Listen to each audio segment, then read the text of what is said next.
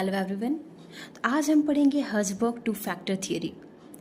इस थियरी को Frederick Herzberg ने 1959 में दिया था। इसमें दो फैक्टर के बारे में बात किया गया है, जो कि पहला है हाइजीन फैक्टर और दूसरा है मोटिवेटिंग फैक्टर। हाइजीन फैक्टर को हम डिससेटिस्फायर और मेंटेनेंस फैक्टर के नाम से भी जानते हैं, वहीं मोटिवेटिंग फैक्टर को हम सेटिस्फायर के नाम से भी जानते हैं। इस थियरी का कोर आइडिया है satisfaction and dissatisfaction have different causes, मतलब संतोष और असंतोष अलग कारणों से है।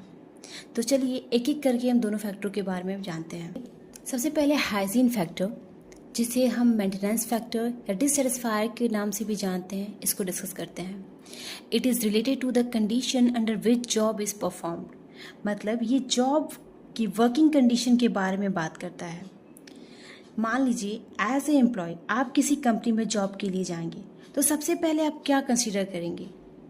बेसिक चीज़ें क्या होगी आपके दिमाग में, क्या आएगी? यही आएगी ना कि पहले एक कंपनी की पॉलिसी क्या है, एडमिनिस्ट्रेशन क्या है, सैलरी क्या होगी, जॉब सिक्योर है कि नहीं है, वर्किंग कंडीशन सही है कि नहीं है, स्टेटस क्या है इसकी, ये हम जानने की कोशिश करेंगे।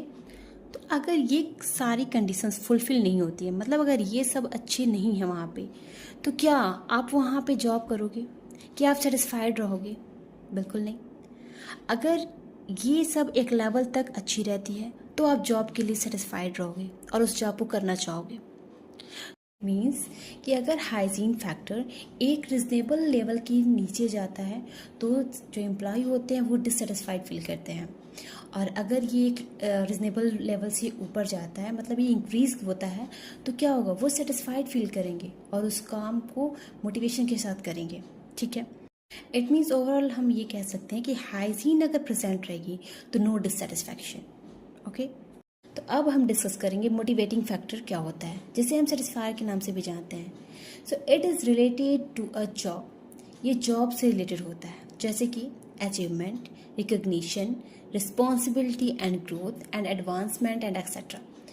मतलब जब भी हम कोई जॉब करते हैं तो अगर उसमें अचीवमेंट हो रही है, रिकग्निशन हो रहा है, रिस्पॉन्सिबिलिटी है, ग्रोथ हो रही है, एडवांसमेंट है, तो उस जॉब में हम और एफर्ट डालते हैं और अच्छे से बेटर करने की कोशिश करते हैं, हमारी परफॉर्मेंस और इम्प्रूव होती है। ठीक है, any decrease in the factors will not affect the satisfaction. It's very important point, तो आप लोग ध्यान दें कि इसका मतलब ये है कि ये एक ऐसा फैक्टर है कि जिसके ना होने से कोई फ़र्क नहीं पड़ेगा, लेकिन होगा तो एम्प्लॉय और एफर्ट डालेगा और बेटर परफॉर्मेंस देगा। ठीक है, इट प्रिवेंट डिससेटिस्फैक्शन, अगर ये इंक्रीज होगा तो डिससेटिस्फैक्शन कम होने के चांस है, ये प्रिवेंट करता है डिससेटिस्फैक्शन को, क्योंकि एम्प्लॉय सेटिस्फाइड रहेगा तो बेटर परफॉर्मेंस देगा। Alright, any increase in the factors will satisfy the employee, जैसा कि मैंने बताया है पहले ही कि ये फैक्टर अगर इंक्रीज होता है तो एम्प्लॉय सेटिस्फाइड फील करता है। ठीक है, use to motivating the employee for higher performance, ये फैक्टर यूज होता है तो एम्प्लॉय मोटिवेट फील करता है और अपना बेस्ट परफॉर्मेंस देता है, एक अच्छी परफॉर्मेंस देता है। ठीक है, ओके। सो एग्जाम में एक क्वेश्चन अक्सर देखने को मिलते हैं, तो एग्जाम लाइन में आता है जैसे hygiene is equal to motivation, hygiene is not equal to motivation, ऐसे आपको देखने को मिल सकता है। तो हाइजीन और मोटिवेशन, जैसा कि हमने डिस्कस किया, दोनों अलग अलग होता है। Hygiene is not equal to motivation, आप लोग ध्यान रखिएगा। आई होप आपको ये थियरी क्लियर हुआ हो।